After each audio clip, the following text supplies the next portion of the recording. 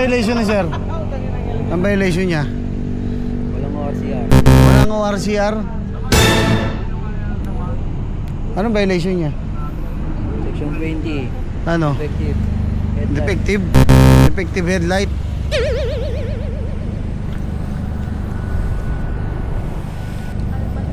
Montalban?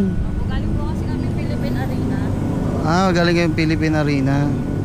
Sino yung driver? Siya po. Si sir. Sino pa yung tinatawagan niya? Mama niya po. Kanino Kasi pong... sa papa niya po.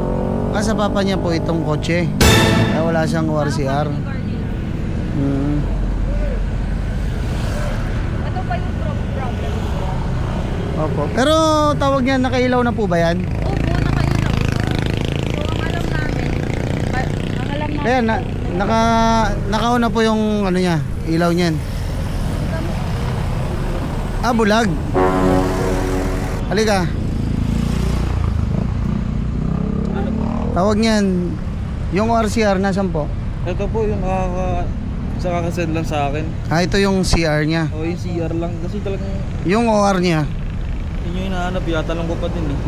Tapos hindi mo alam kanina na naka-turn off yung ano mo? Hindi talaga ako aware kuya kasi alam ko pag looping to, kompleto yung ilaw na ito. Kasi ginagamit namin to kada linggo eh. Tayo kasi sir, as a defensive driver, ang lalo-lalo na po gabi, Opo. anong una nating i-check? Yung headlight. Yung headlight, di ba po? Opo. O ganito sir, ito inarbor ko na kayo doon ha. Okay kuya. Ito yung license mo po ha. Opo. Ganito sir, pagka uwi nyo, sabihin mo sa tatay mo na kamo sira yung ano. Ha? Opo. Tapos paayos nyo na lang, okay?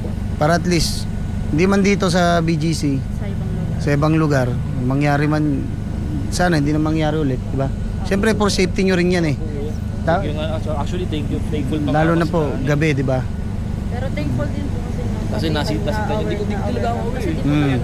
Kasi kanina. Tapos, pangalawa, ano po, pangalawa, yung ORCR, lalo po pag aalis po kayo ng bahay nyo or malayo yung pupuntahan nyo, una-una nyo pong i-check, driver license, papel ng ano, ng sasakyan, yun po yung mahalaga, importante po, may mga dokumento po tayo sa sasakyan ha.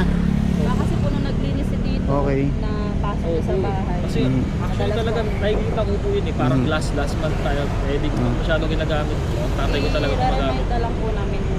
Okay, sige brother ha. Opo. Siya na po. Tayo recorded tayo sir ha. Opo. Usapan natin ha. Thank you po. Dublerd ko lang yung mukha nyo ha. Opo.